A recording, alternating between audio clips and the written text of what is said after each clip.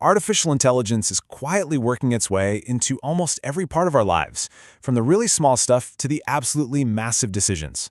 But what if I told you there's a ghost in the machine, a hidden flaw that can take our worst habits and put them on steroids? Today, we're pulling back the curtain on the unseen world of algorithmic bias. I mean, seriously, could an algorithm decide your fate? And look, this isn't some far-off sci-fi concept. It's happening right now. From the ads you see online to the job opportunities that come your way, algorithms are making the calls. But the really important question we have to ask is, on what basis? Think about the biggest moments in your life. Are you going to get approved for that loan to buy your first home? Well, it's becoming more and more likely that an algorithm will have the first, and sometimes the last word on that. Or how about what you pay for your car or health insurance? AI models are crunching massive amounts of data, looking at everything from how you drive to where you live, just to set your rates. And it really doesn't get more personal or more high stakes than this. In fields like healthcare, AI is now being used to help doctors make diagnoses. The consequences of that system getting it wrong are just enormous. So what is this ghost in the machine that's tilting the scales on these critical decisions? Well, that's exactly what we're here to talk about. AI's unseen bias. To put it simply, algorithmic bias is what happens when an AI system consistently produces results that are unfair for certain groups of people. And get this, it doesn't just reflect the biases already out there in the world. It can actually make them way worse. So the key is figuring out where this all comes from. So where does this bias actually come from? It's not like the AI just wakes up one day and decides to be unfair. It's not magic, and it's definitely not random. You can almost always trace it back to two main culprits. The first problem area is the data we feed the AI, all the information it uses to learn. And the second is the design of the algorithm itself, the actual set of rules it follows to come to a decision. And this is where the problem really starts to take shape. Just look at the difference here. Bad data is totally lopsided. Maybe it only reflects a company's hiring practices from a time when they only promoted men. Good data, on the other hand, is diverse, it's balanced, and it's constantly being checked to make sure it's fair. Here's a really easy way to think about it. Training data is basically an AI's entire life experience. So if its whole life has been based on a warped version of reality, its worldview is going to be just as warped.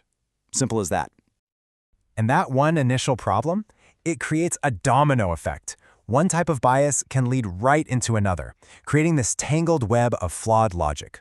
Let's break down a few of the most common ways this happens. It pretty much all starts right here, with selection bias. Imagine an AI trained to approve loans, but its data only comes from a bank that historically served rich neighborhoods. The AI is going to learn a very simple but very wrong lesson. Only people from those neighborhoods are good candidates for a loan. Why? Because that's literally all it has ever seen.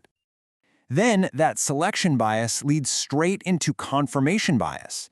The AI now actively starts looking for new applicants who fit that old, skewed pattern. It just reinforces the original prejudice, creating a feedback loop where the system gets more and more biased over time. And this is where we come in. Automation bias is our human tendency to just trust the computer's answer, no questions asked. If the system denies someone's application, we might just assume it's right, letting that deep-seated bias go completely unchecked. And finally, you've got measurement bias. This happens when the data itself uses a flawed or even unfair shortcut. Using something like a zip code to predict if someone's a good credit risk is a classic example. A zip code doesn't actually measure financial reliability, but it often lines up with things like race and income, which means you're building discrimination right into the model's logic from the very beginning. So you see, these are not just theoretical problems. When these biased algorithms are actually used out in the real world, the consequences can be absolutely devastating. Let's take a look at some examples. According to the OECD, governments all over the world are quickly adopting AI for really critical public services. They're hoping to make things faster and more efficient. But that search for efficiency can come at a terrible human cost. And the risks we've seen are just staggering. In the Netherlands, a fraud detection algorithm wrongly targeted thousands of families for investigation, plunging them into financial ruin. In Australia, the robo-debt scheme falsely accused hundreds of thousands of people of owing money. And a lot of the time, these decisions come out of a so-called black box. An algorithm so complex that even its own creators can't fully explain its logic. That makes it nearly impossible to challenge. These aren't just errors, they're catastrophic system failures with real victims. Now let's switch over to the insurance industry. The Society of Actuaries Research Institute is studying how AI could predict mortality, basically how long someone might live, using data from your smartwatch or even from your social media posts.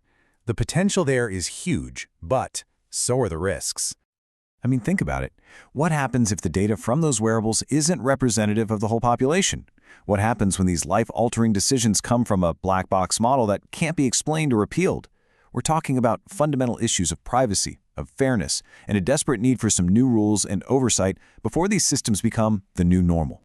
Okay, this all sounds pretty grim, I know. But the good news is, we can fix this.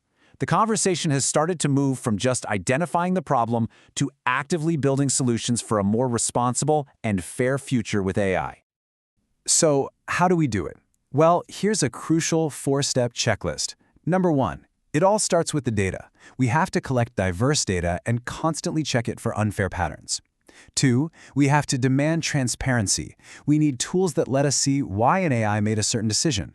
3, and this is so important, we have to keep humans in the loop to oversee and, if needed, override the machine.